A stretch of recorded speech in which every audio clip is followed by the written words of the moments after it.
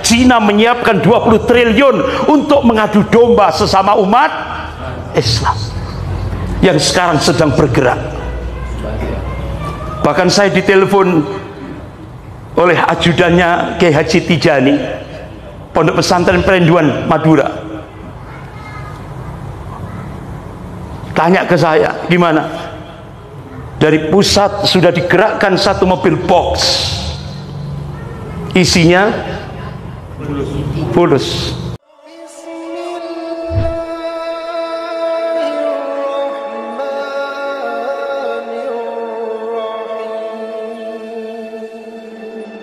Bapak Ibu harus hati-hati. Karena apa? Kalau dulu mungkin zaman Pilpres 2019 mungkin banyak bertebaran uang 100.000 warna merah. Jadi tidak menutup kemungkinan 2024 ini tidak 100.000, tapi mungkin per orang juta. Karena apa? Cina menyiapkan anggaran unlimited, tidak terbatas. Hati-hati Pak. Di Pekanbaru dan di seluruh Indonesia, hati-hati umat Islam. Karena apa? Yang datang itu bukan uang merah satu itu, bukan. Tidak menutup kemungkinan per orang itu jutaan untuk beli suara. Oleh karena itu jangan kaget, proyek pemiskinan sudah digerakkan sudah cukup lama sekali dan berhasil sekarang. Bahkan pakar ekonom Pak Faisal Basri melakukan riset dari Universitas Indonesia, angka kemiskinan di Indonesia itu sudah 52%. Ini sangat rentan sekali. Jadi proyek pemiskinan di Indonesia berhasil.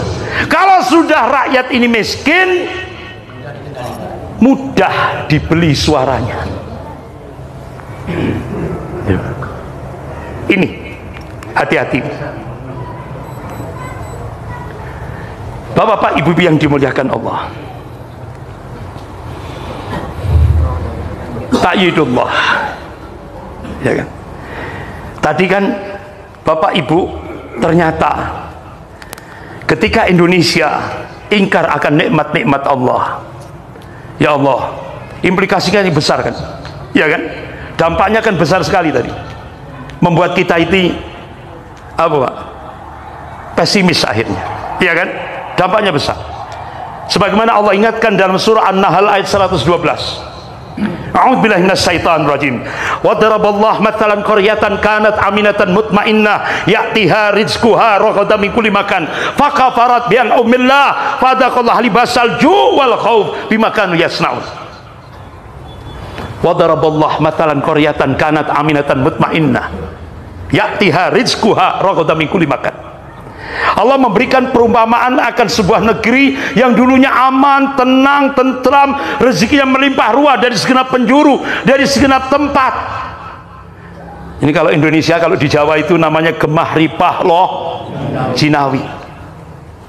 Indonesia itu Pak. Tapi sayang kata Allah, fakafarat bi an'amillah. Tapi sayang penduduk negeri ini ingkar akan nikmat-nikmat Allah. Salah satu diantaranya agama dipinggirkan dalam kehidupan berbangsa dan bernegara. Akhirnya apa yang terjadi? Fadaqal libasal ju' wal khauf. Allah jadikan negeri ini miskin. Sudah terjadi? Sudah. Indonesia kaya raya sumber daya alamnya, tapi Indonesia masuk 100 negara termiskin tingkat dunia. Kenapa? Hutangnya yang gede, hutangnya yang besar. Jadi bukan terus akhirnya Indonesia masuk 100 negara termiskin itu terus akhirnya rakyatnya tidak punya rumah, bukan, tapi hutangnya. Sehingga sekarang ada bayi yang lahir, sekarang bayi lahir hari ini sudah dikenai harus bayar hutang kepada negara 50 juta rupiah. Bayi lahir sekarang itu sudah nanggung hutang kepada negara 50 juta rupiah. Yang hutang siapa? Yang hutang siapa? Yang bayar rakyat. Ini loh Pak. Bapak-bapak, ibu-ibu yang dimuliakan Allah. Tadi Jadi benar-benar Allah jadikan fadaqalibasal ju' wal khauf, kemiskinan dan ketakutan. Rakyatnya was-was, gelisah. Ini sudah bimakanu yasnaun, akibat dari apa yang mereka perbuat. Oleh karena itu bapak-bapak, ibu yang dimuliakan Allah, akhirnya supaya ta'yidullah, pertolongan Allah turun di Indonesia ini, akhirnya ulama menegakkan amar ma'ruf nahi mungkar yang dipimpin oleh Habib Rizik Syihab. Kenapa Habib Rizik Syihab membangkitkan umat Islam dari Sabang sampai Merauke? Tujuan beliau adalah amar ma'ruf nahi mungkar. Yang beliau takutkan apa yang diingatkan oleh Rasulullah. Qala Rasulullah sallallahu alaihi wasallam, innallaha yaqulu lakum muru bil ma'ruf wa nahawna 'anil munkar qabla an fala ujibu lakum wa tas'aluni fala u'tikum fi fala ansurukum. Hai manusia, sesungguhnya Allah menyuruh kepada kamu, ajak manusia untuk berbuat yang ma'ruf, cegah dari yang mungkar, supaya jangan sampai terjadi satu masa di mana kalian berdoa, Allah sudah tidak lagi mendengarkan doa kalian. Di mana kalian mohon pertolongan pada Allah, Allah sudah tidak lagi merespon permohonan kalian. Masa itu bisa terjadi bukan lantaran kita meninggalkan sholat, bukan lantaran kita meninggalkan puasa, tapi masa itu bisa terjadi kalau kita meninggalkan posisi duniawi kita, yaitu sebagai pengemban amar ma'ruf nahi mungkar. Akhirnya Habib Rizik Syihab membangkitkan umat Islam dari Sabang sampai Merauke. Inilah keberkahan ilahi. Seluruh dunia ini hanya ada di Indonesia tanpa undangan. Allahu Akbar. Nah, bapak-bapak, ibu yang dimuliakan Allah, tadi sudah saya sampaikan ini. Nah, bapak-bapak, ibu yang dimuliakan Allah, ternyata salah satu poin hasil Kongres Partai Komunis Cina tahun 1986 menyebutkan ada 3 hambatan Cina melakukan penetrasi ke Indonesia.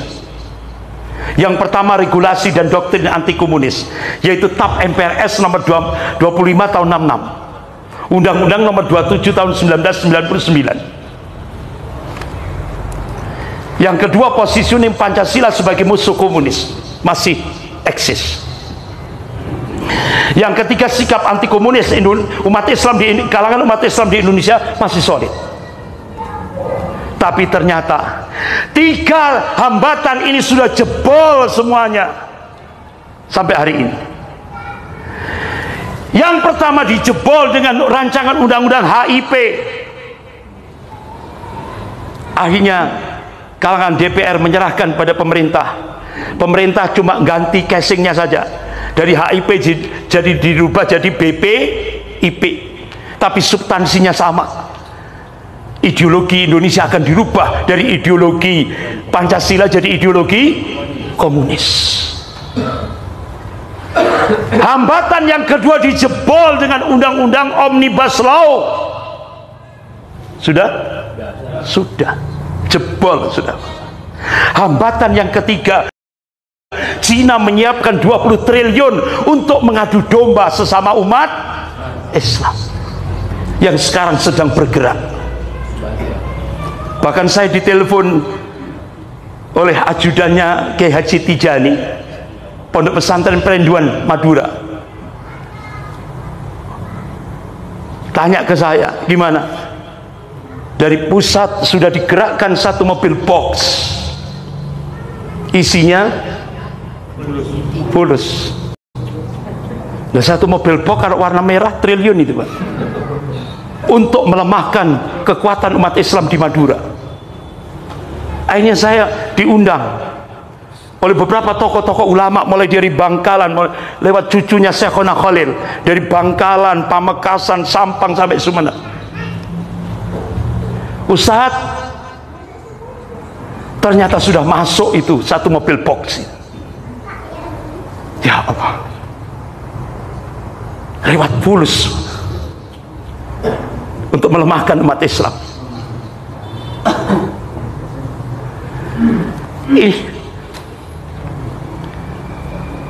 Ya Allah.